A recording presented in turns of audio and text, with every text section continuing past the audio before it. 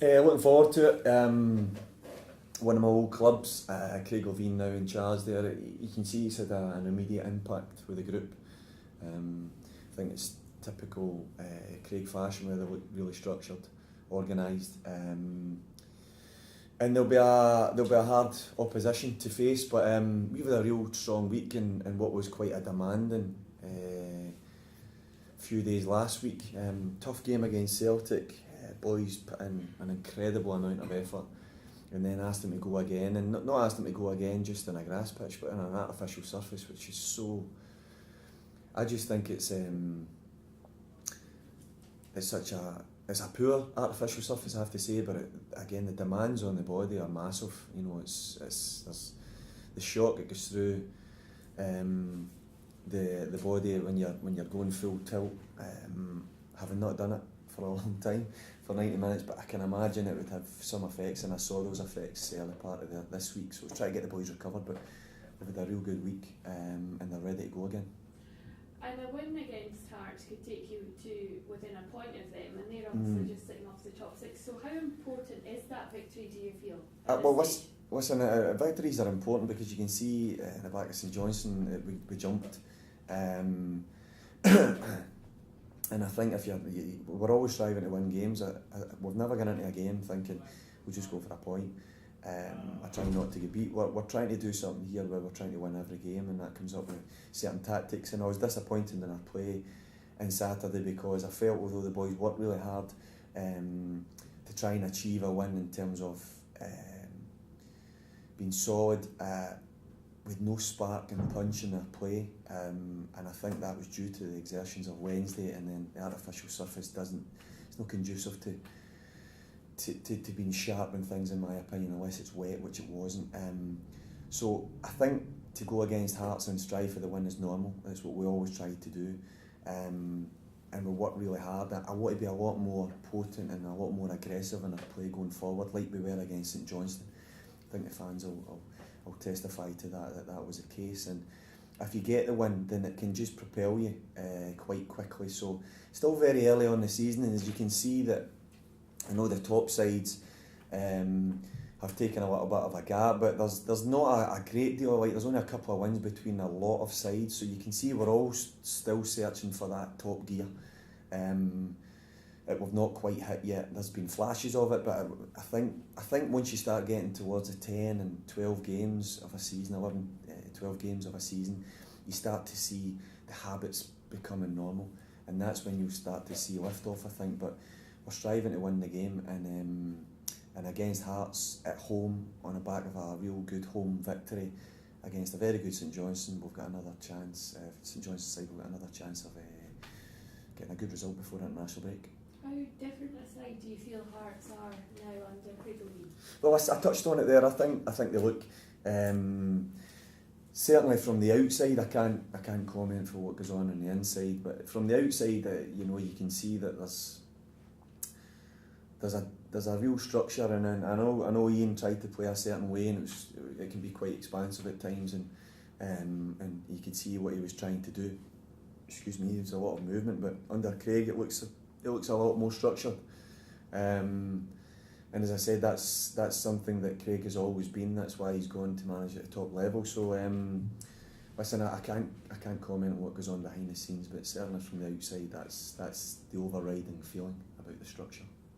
Neil, you set your Dundee sides out to play good, attacking, attractive football. Hearts have under Craig Levine a sort of more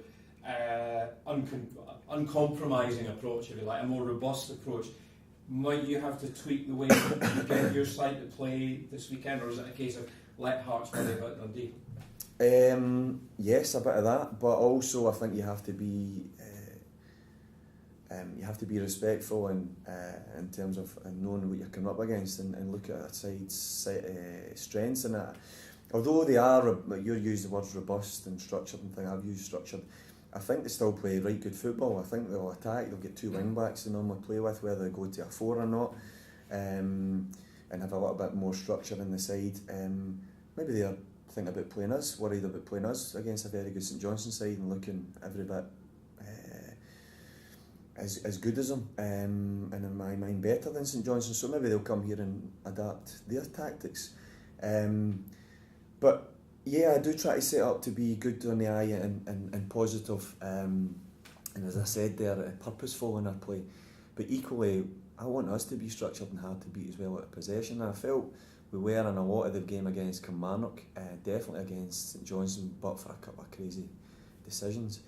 But against Hearts will have to be like that. So I'll come up with a game plan which I think is right for this game, and but it won't be too far removed from what we've been doing in terms of out of possession and in possession. Unbeaten in your last couple of games at Dens Park, how important is it to make this place a bit of a fortress for? Yeah, I think it's important. Yeah, you're right there, and it's nice to see that. Obviously, the cup game aside, you want to achieve a strength at home, and then go away from home, and you can adapt your tactics to maybe play counter attack, or if you feel that you want to impose yourself in a game, you can do that. But it's important because the backing from the fans can play a crucial part in your game, because it can have a direct effect on the players, positivity, negativity. And I thought against St Johnstone and Hibs it was excellent. I thought against Celtic it was excellent as well, because they understood what we were coming up against, and I expect it to be no different. But the fans have to understand that they do have a strong influence on the side, and when we're trying to play from the back and we're trying to be brave and get this young side to play in a certain way, then it's important that they don't get too edgy and give us confidence to play. The players will never get anything but that from me, but it's important they get it from the sidelines, because as I said to you, it can have such a positive influence on the players. Great to see with all the talented youngsters you've got on your books. I was reading that Dundee have got the youngest starting lineup in British football, Yeah. and also it must be great to see that you're top of the development league as well. Yeah, well, you can't look short term. I'm not looking. I think when I came in last season, it was short term. As I've already said, I'm looking long term. I want to put this club on a good footing, with a real target of going forward that we're developing. And not only developing youth, because it's important, and having a real bond to the club as I do, having come through this club. The youth will take care of itself, and new plans will be exciting to allow us to go and really push that on. But it's important that we try and build a side here that's competing in the Premiership, that can progress and it can grow and age together, because then you'll have a team that can compete higher in the league, and as I said, on a more consistent basis. So that is good, and it's nice news. Listen, it's that aside, you can have a younger side and it's toiling, and then you need to look at, we need experience, and of course you need a mix. But it's always nice that when you look behind and you see little bits like that, you can take encouragement from. But ultimately, it's about getting results on the pitch, and I'm not going to sit here and kid fans on and think, it's just about being youthful and young, and it's not. It's about results. I'm not ignorant to that fact, but I want to do it in a certain way. You mentioned about the tough cup game that Dundee last week, followed by the poor surface at Kilmarnock. Bearing that in mind, do you see Saturday as a point gained or 2 points lost? After the game, I looked at it as 2 points lost, without a doubt, because I wanted to go and win, and I feel, without being disrespectful to Kilmarnock, I think we're a better side in Kilmarnock. We just didn't show it. As I said to you, there was a flatness, there was no spark to our performance in terms of with the ball, and that was disappointing. But I can't be too critical, because I've said the why. I think there's contributing factors for that that can allow them a bit of grace. But I think I went right off tangent there, but we were talking about the surface. I think the surface is so poor on these artificial pitches that we're playing on now. I think it can have a direct effect on us now. We're coming from an absolute bowling green, and Brian, the two Brians have done a remarkable job, and they continue to do a remarkable job. It is their baby. Now we've got Celtic coming in after the game, we've got Tommy Wright and his staff coming in after the game and complement the pitch. So coming up against Hearts on our own pitch and knowing what we're playing on now can help us without a doubt. Okay, do you see your performances week in, week out, no improvement to the way that you want it to be? Not on Saturday, I didn't. But I do genuinely feel that there's definitely improvement. And I think the actual proof was in the St Johnstone game, and I'm using that because it was at home. It was on a great surface, grass. That was what we were striving for, and there's still a lot to improve on that. Eradicate silly mistakes, sharpen up in the final third. But yeah, there's proof there. Celtic, we had to adapt our game plan on the back of what you were talking about there. I think you have to respect the opposition. You can't go toe to toe. But there was still lots of positives in that. In terms of the shape was really good. We really nullified Celtic in terms of the penalty decision, and then a scrappy goal, and then a couple of late goals. So there's ways that I see we're improving, and the boys are taking things on board, and we'll have to do that right through the season. There was a situation on Saturday where young Henry was taken completely out of the game, had to go off the park. It was an attacking situation for Dundee. So the situations like that disadvantage it to have the player obviously injured at the time and losing out. Well, without stating the obvious, it's just ridiculous.